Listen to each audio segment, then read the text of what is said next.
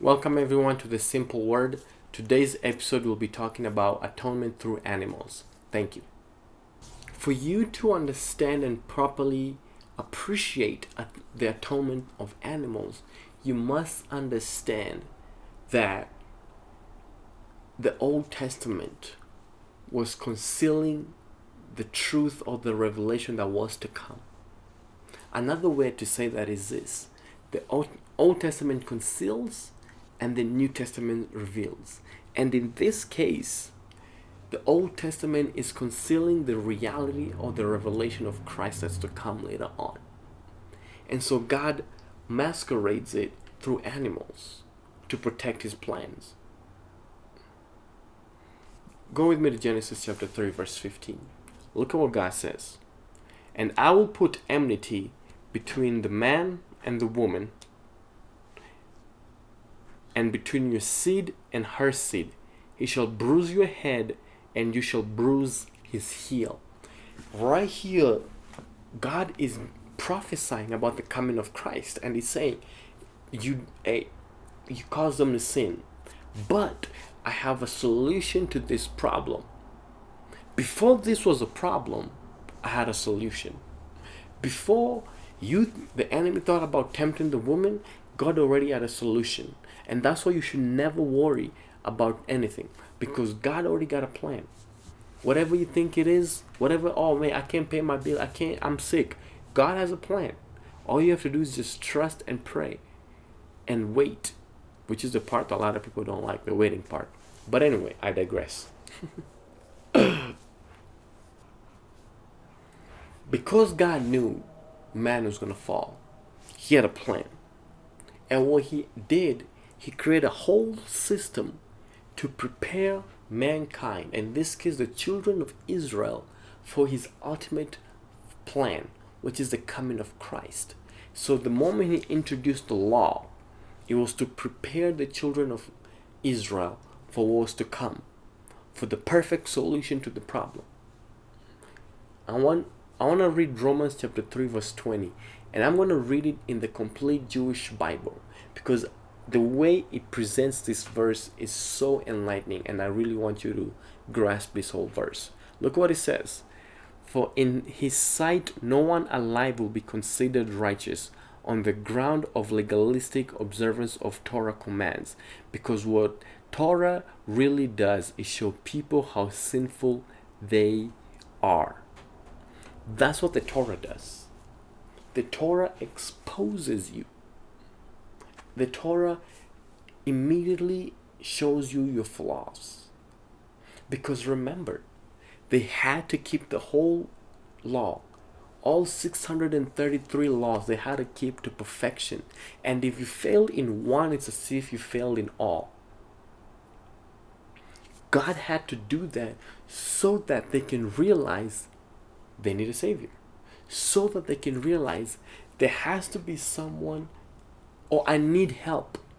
I need someone to come to help me do this, because I cannot do it by myself. That's what the Torah was designed to do. And that is perfectly preparing them for the coming of Christ. So where does animal sacrifice come into play then? Animal sacrifice was the tool or device that God used to, one, first of all, remind them of this, but number two, put that it was a temporary fix to a solution until the permanent solution comes. Because remember, in the first episode I said the most important thing is the love of God. Because God loved us, he instituted this animal sacrifice. And the reason why we have it is so that he can dwell with us, because he knew there's no way they'll walk out this whole law. He knew that. And so he brought in the animal sacrifice so that they can be able to, for a year, and we're about to read some verses to corroborate with that, make them holy, make them righteous, make them worthy enough to be in his presence, worthy enough to experience his blessing. That's why God introduced animal sacrifices, because he loves us and he wants us to be part and parcel of his kingdom.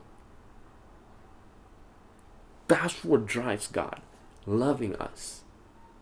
Look at these verses. I'm going to read two verses in Leviticus chapter 16.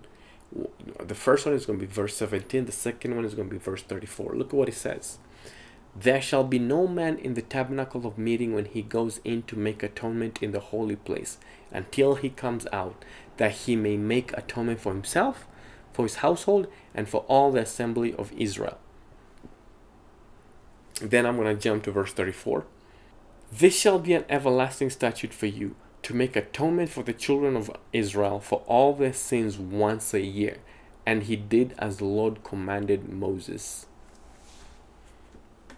In verse 17, we see the high priest, go and make atonement for himself, his household, and the all assembly of Israel. Then in verse 34, the Lord tells them, you have to do this every year. And this is how God will remind them. So they will try to keep the law, they fail. And then they'll carry this sacrifice to the temple. And that was a way of God reminding them, you need a Savior. And another thing that I don't think is really talked about enough, this was a hint or a glimpse into the grace of God. Because God knew they couldn't do it, so he came up with a temporary fix until the permanent solution shows up. And ladies and gentlemen, as much as in today's grace world we bash the law, we must see it as God's way of loving people where they were. Because Christ was not there. And so the law was exactly what they needed.